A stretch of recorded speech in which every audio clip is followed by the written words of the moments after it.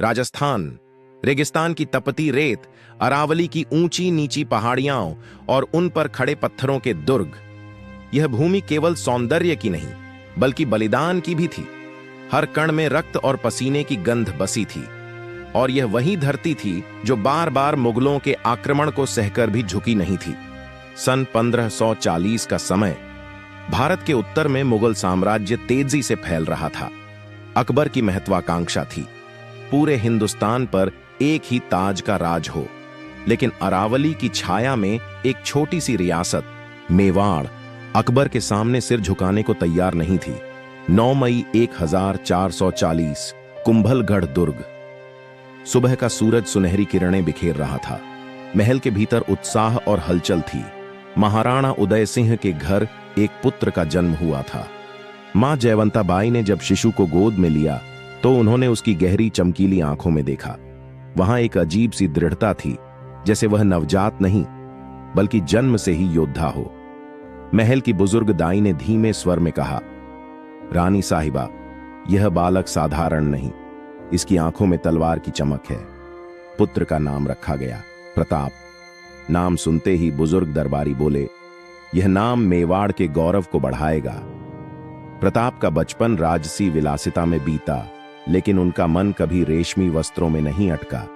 जब अन्य राजकुमार हाथी घोड़े के छोटे खिलौनों से खेलते, प्रताप लकड़ी की तलवार, बांस का भाला और ढाल से अभ्यास करते। उनके गुरु भंडारी जी उन्हें युद्ध कला सिखाते। घुड़सवारी, तीरंदाजी, तलवारबाजी, भाले का प्रहार सिर्फ शारीरिक ताकत ही नहीं बल्कि युद्ध नीति भी। गुरु अक्सर कहते, राजकुमार, एक सच्चा राजा वही है जो प्रजा के दुख में पहले खड़ा हो और सुख में सबसे पीछे। मां जयवंता बाई उन्हें वीरों की कहानियां सुनाती, बप्पा रावल, महाराणा कुंभा और रानी पद्मिनी की। इन कथाओं ने प्रताप के भीतर एक आग जला दी। मेवाड़ स्वतंत्र रहेगा। महाराणा उदय सिंह की कई रानियां उठीं और हर रानी चाहती थी कि उसका बेटा राजगद्दी पर बैठे। रानी धीरबाई चाहती थीं कि उनका बेटा जगमाल उत्तराधिकारी बने। महल के भीतर षड्यंत्र शुरू हो गए। सन 157 में महाराणा उदय सिंह का देहांत हुआ। दरबार में कुछ लोग जगमाल को राणा बनाने की कोशिश करने लगे, लेकिन मेवाड़ के वफादार सरदारों ने इसका विरोध किया।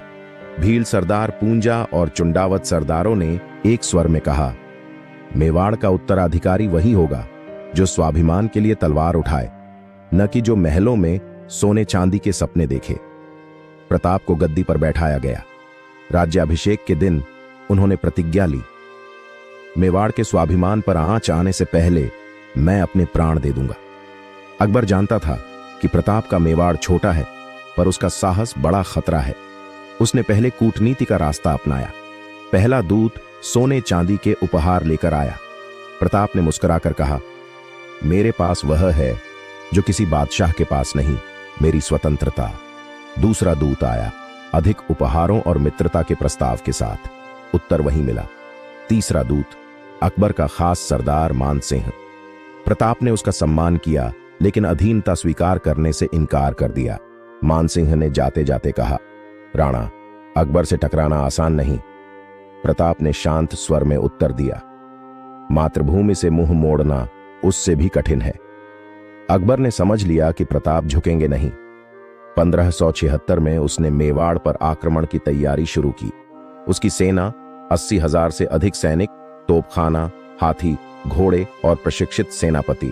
प्रताप की सेना मात्र 20,000, जिनमें भील योद्धा, घुड़सवार और तलवारबाज थे। लेकिन उनके पास था अरावली का भूगोल, गोरिल्ला युद्ध का अनुभव और सबसे बढ़कर स्वाभिमान का जज्बा। प्रताप ने अपने सेनापतियों से कहा, संख्या नहीं, संकल्प जीतता है युद्ध। 18 जून 1576 की सुबह हल्दी के रंग जैसी पीली मिट्टी वाली घाटी में दोनों सेनाएं आमने सामने थीं। प्रताप चित्तक पर सवार, सिर पर नीली पगड़ी, हाथ में 80 किलो का भाला और पीठ पर 72 किलो की ढाल। उनकी आंखों में ज्वाला थी। उन्होंने सेना को संबोधित किया, आज का सूरज हमसे पूछेगा, क्या तुमने अपनी भूमि बचाई? जो लौटेगा वह या तो विजय लाएगा या अपना नाम इतिहास में अमर कर जाएगा। युद्ध का बिगुल बजा। भील तीरंदाजों ने तीरों की बौछार कर दी। घुड़सवारों ने भाले उठाए तलवारें टकराने लगीं। प्रताप ने मानसिंह के हाथी की ओर दौड़ लगाई। भाले की पहली चोट में महावत ढेर हो गया। दूसरी चोट में मानसिंह बच तो गया, लेकिन उसका हाथी पीछे हट गया। युद्ध भयंकर था, लेकिन दुश्मन की संख्या भारी पड़ी।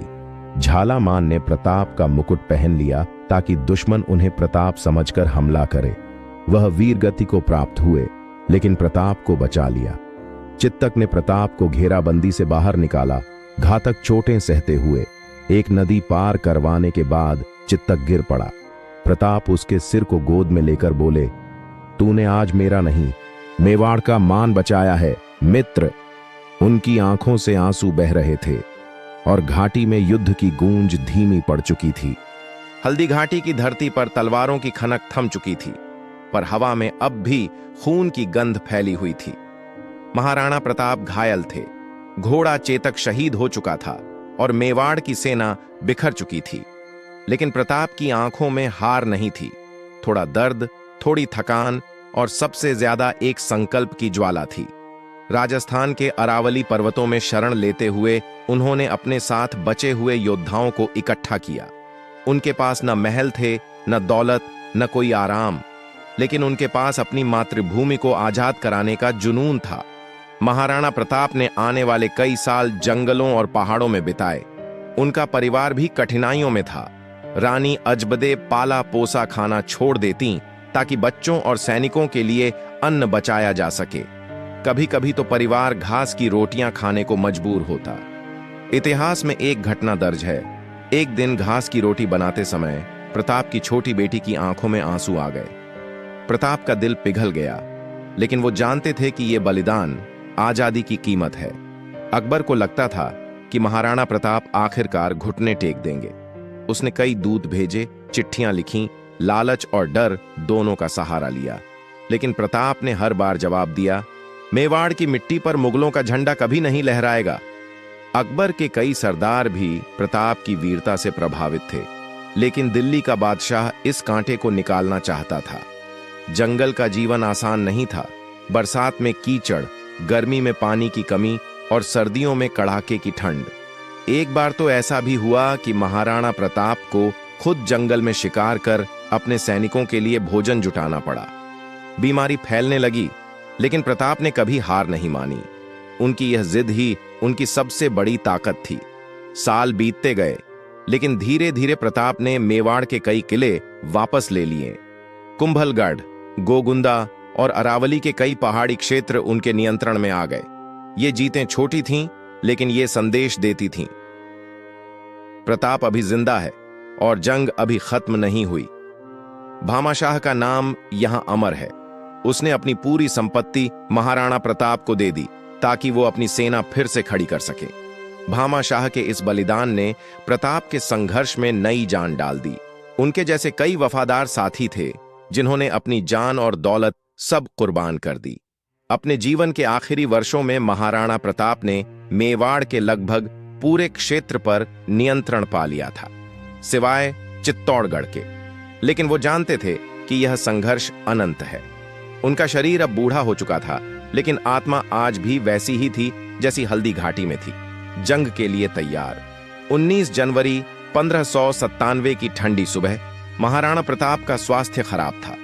उन्होंने अपने बेटे अमर सिंह को बुलाया और कहा, बेटा, कभी भी दुश्मन के सामने झुकना मत। मेवाड़ की आजादी के लिए लड़ना ही हमारा धर्म है। कुछ ही पलों बाद भारत का यह महान योद्धा इस दुनिया को छोड़ गया। पूरा मेवाड़ रो पड़ा और दुश्मन तक उनकी वीरता को सलाम करने पर मजबूर हो गया।